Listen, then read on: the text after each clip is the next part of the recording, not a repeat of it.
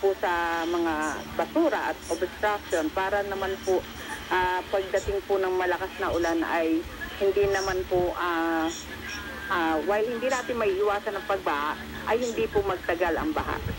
Saan po ba, ma'am, yung pinaka tinututukan po ng DPWH, yung mga flood-prone areas dito po sa NCR? Dito po sa sa ngayon po tinututukan namin dito sa bandang Taft Avenue. Dito po sa Espanya, alam naman po natin 'yan. At meron din po dito sa Camp Aguinaldo po, yung sa EDSA, meron din po diyan nangyaring pagbaha at sa iba marami pa pong party dito dahil sa Metro Manila tulad po sa Navotas kapag po kasi nagsalubong ang high tide at saka ang tubig, ulan at pagbaha ay nagiging sanhi din po ng baha dyan sa bandang Navotas po, Marikina po, Pasig. Marami po tayong area na tinututukan dito sa Metro Manila.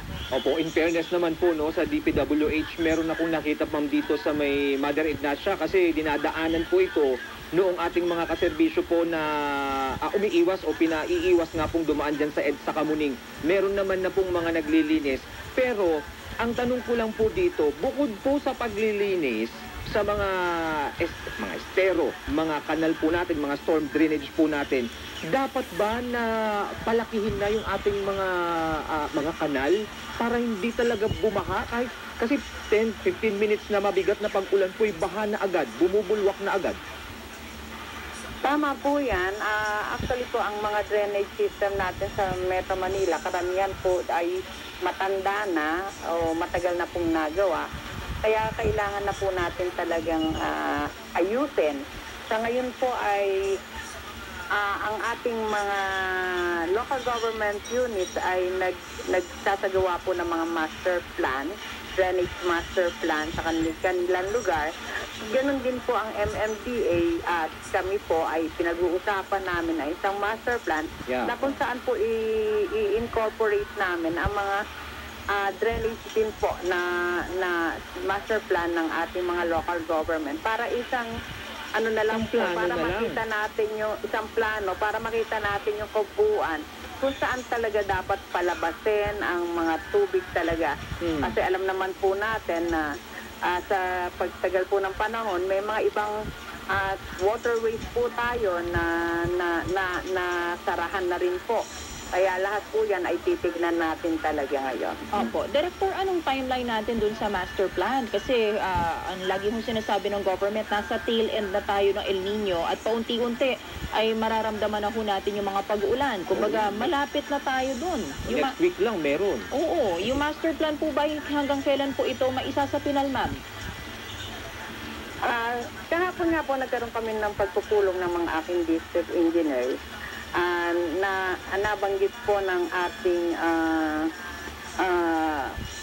regional project management officer na merong ginawa noon ang JICA na kailangan i-revisit. Then po, ilan pa lang po kasi sa local government units na nakapag-submit sa amin ng kanilang master plan at hinihintay natin yung iba. Pero sa ngayon po, ang Metro Manila Development Authority po ay inaayos na rin po at kami po ay magkakaroon ng mga meetings po patungkol dito. Ano pa po ba mga LGU and engineer na di nagsasubmit po sa inyo ng master plan ng kanilang mga drainage? Sa ngayon po kasi marami pang ginagawa sila dahil at alam nyo naman po, napakahirap lalo na kung itong ating mga drainage ay noon pa nagawa. Talaga pong itinetrace nila isa-isa kung gaano kalalaki itong ating dating nagawa at yung kasi yung mga tapping points din po dyan ang tinitingnan nila dahil alam naman natin na minsan po pag sasagawa gawa na lang ng gawa na hindi minsan talagang nakita kung paano ang takbo ng tubig ng mga drainage natin. Mukhang magdadagdag po kayo ng tagabantay sa DPWH para po mamonitor po yung gawa ng gawa na yan para hindi po masayang. Ano po, engineer? Opo. Nako, opo. Sana, engineer, ay matapos ho agad at maisapinal sa lalo madaling panahon. Kasi nako, konting kembot na lang po, tag-ulan na. Dapat ho by this time, actually, ay naghahanda na lang. Kumbaga, implementation and execution na lang po. Hindi yung nasa planning stage pa lang ho tayo, engineer.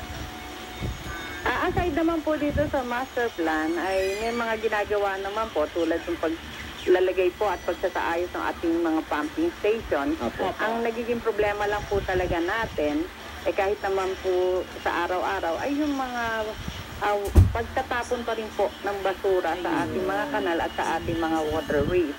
Apo. Kaya po kahit po yung ating mga pumping station po, yung ating mga pumps, instead na tubig ang na papump nila ay mga basura po. Kaya madali rin pong nagkakaproblema yung ating mga pumps.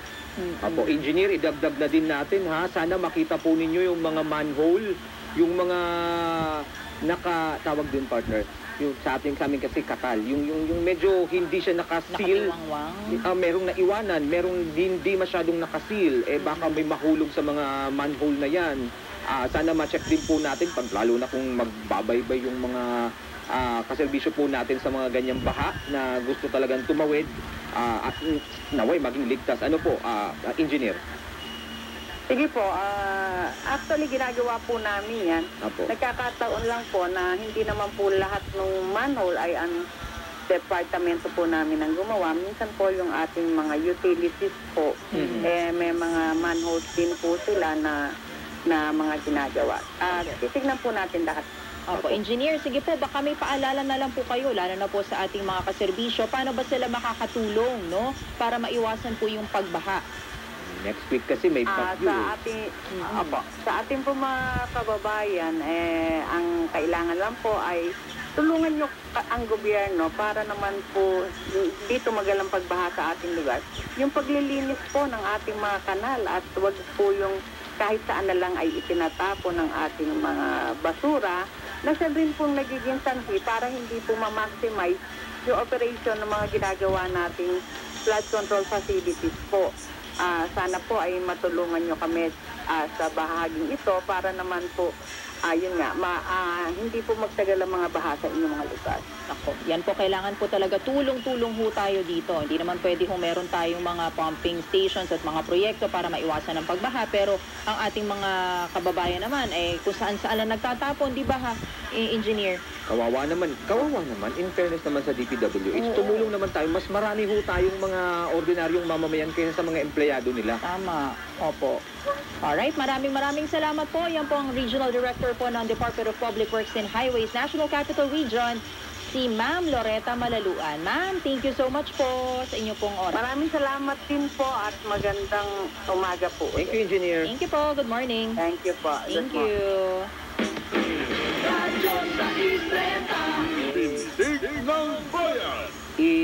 Tinanong natin kung pwedeng makausap si engineer kasi nang sabi ng Pag-asa, yung habang papalayo sa Philippine Area of Responsibility ang pag nag-recurve yung bagyo ay pwede niyang paigtingin yung high pressure area na pwedeng magpa